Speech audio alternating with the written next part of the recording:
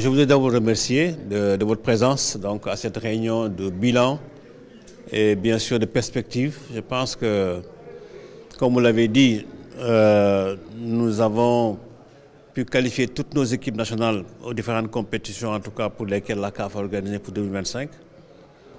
Et ce matin, nous avons convié les staffs pour d'abord une réunion bilan.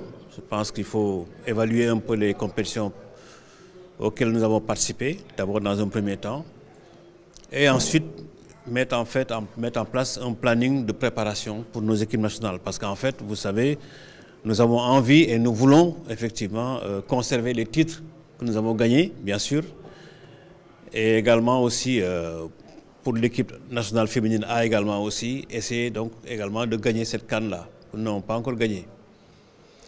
Donc c'est compte tenu effectivement de nos ambitions, bien sûr, parce que c'est une ambition, parce que nous sommes sur le toit de l'Afrique et nous voulons conserver les titres. Et pour conserver les titres, il faut forcément qu'on s'organise, parce qu'il faut une bonne organisation. Et pour nous, la meilleure organisation commence d'abord par une réunion avec les staffs, qu'on tire le bilan, qu'on fasse l'évaluation de nos compétitions auxquelles nous avons participé, mais ensuite, surtout, préparer un planning de préparation pour chacune de nos équipes en direction de ces dates.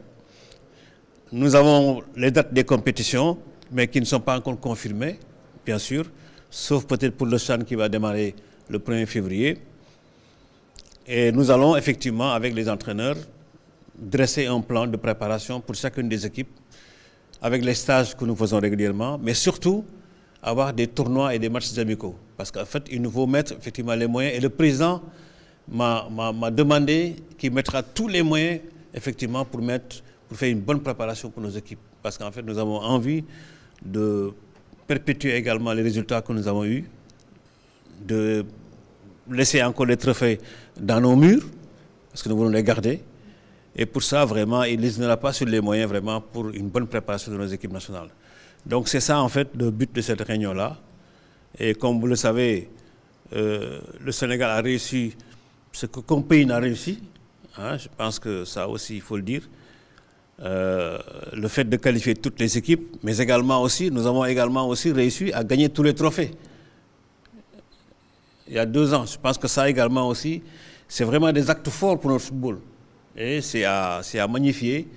Mais c'est vraiment le concours de tout le monde, hein, vraiment de la fédération, des clubs, de la presse, de la population, du public. Vraiment, c'est tout un ensemble vraiment qui a fait effectivement qu'on est arrivé à ces résultats-là. Et j'en profite pour remercier effectivement la presse également aussi pour l'accompagnement, mais remercier également aussi le public sénégalais, vraiment. Et je pense qu'aujourd'hui, on est fiers en tout cas du Sénégalais à travers les résultats que le football effectivement a dans les différentes compétitions.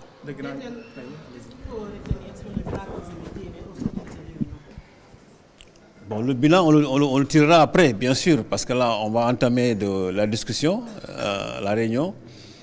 Et comme j'ai dit, en fait, au sortir de cette réunion, naturellement, on saura effectivement sur quel pied danser. C'est-à-dire, on aura de manière claire, effectivement, tout le planning qu'il mettra en place pour chacune des équipes. Et nous allons travailler pour trouver des matchs amicaux, des tournois, ça, et des stages, bien sûr, pour permettre de bien se préparer. L'équipe locale va démarrer sans doute l'année 2025 avec une compétition, le CHAN. Est-ce qu'on peut s'attendre à des matchs amicaux de la part de cette sélection? Oui, nous avons déjà envoyé des courriers à certaines équipes pour gérer les matchs amicaux. Mais comme j'ai dit, je ne veux pas anticiper un peu sur la préparation, mais je pense que c'est sûr que nous aurons peut-être un tournoi avant, ou bien en tout cas des matchs amicaux pour nous permettre effectivement de mettre l'équipe dans des conditions de préparation. Oui, il y en a de grands chelem et de confirmation aussi, surtout parce que quand on regarde l'évolution du football sénégalais, l'histoire de l'évolution du football sénégalais, quand même, il y a 2 ans, le Sénégal a fait ce que aucun pays n'a fait en Afrique. Mais pourquoi le Sénégal a pu faire ça? Parce que quand même, à un moment donné, les gens ont évalué, comme ce qu'on fait aujourd'hui. Ils ont évalué et quand nous avons évalué, on a dit que maintenant, il est temps qu'on use nos forces. Et quand nous avons uni nos forces, ce qui a amené ces trophées-là. L'union des efforts s'appelle le Manco. Le Grand Manco aujourd'hui, le Grand Manco de Ndamni a aidé, a participé à avoir ces trophées-là. Donc c'est pour ça que je pense qu'il est temps, et plus que jamais, valable qu'on soit unis. Et maintenant, derrière cette union-là, il y a des stratégies avancées qui ont été développées par la direction technique nationale. Comme vous savez, bon, moi je suis bien placé pour en parler. Hein.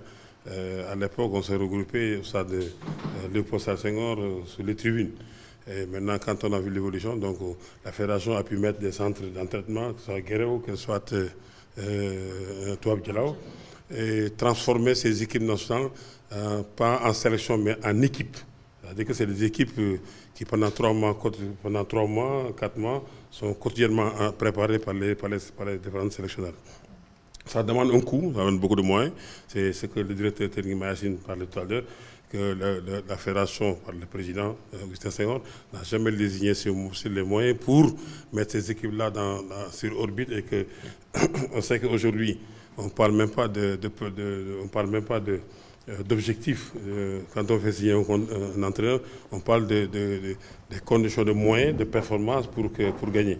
Parce qu'aujourd'hui, on ne peut pas demander à un entraîneur de lui faire signer 2 ans de contrat en lui disant que tu vas gagner. Parce que les entraîneurs sont prêts pour faire les efforts, mais la victoire appartient au bon Dieu. Donc, je pense que, vu ces moyens-là qui sont mis à la disposition des équipes nationales, aujourd'hui, voilà les résultats. Et comme il a dit Mayacine, le directeur technique, en réunion du comité exécutif, le président l'a répété encore qu'il ne désignera pas sur les moyens pour mettre les entraîneurs dans d'excellentes conditions. Vous savez, on peut mettre tous les moyens, toutes les conditions, mais on n'est pas sûr de gagner. Donc pour être sûr de gagner, d'abord il faut les mettre en place et espérer. Et donc c'est pour ça qu'aujourd'hui, dans les stratégies avancées, la direction technique va mettre une planification de reconquête des titres. Parce que ce qui a amené la qualification, il y avait une réunion en amont qui avait préparé ces sélections à se requalifier. Aujourd'hui, c'est cette réunion qui va se refaire pour la planification de la reconquête des titres, parce qu'on sait que ce ne sera pas facile. Parce que le Sénégal est en train d'énerver toute l'Afrique, ça il faut le dire, parce que bon, les gens en ont marre que le Sénégal gagne, mais nous on n'en a pas encore marre parce qu'on vient de commencer. Donc c'est pour ça qu'aujourd'hui, tout à l'heure, il y aura une réunion bilan, les différents exposés. On va voir dans les détails maintenant qu'est-ce qu'il faut augmenter de plus pour aller reconquérir, qui ne sera pas difficile.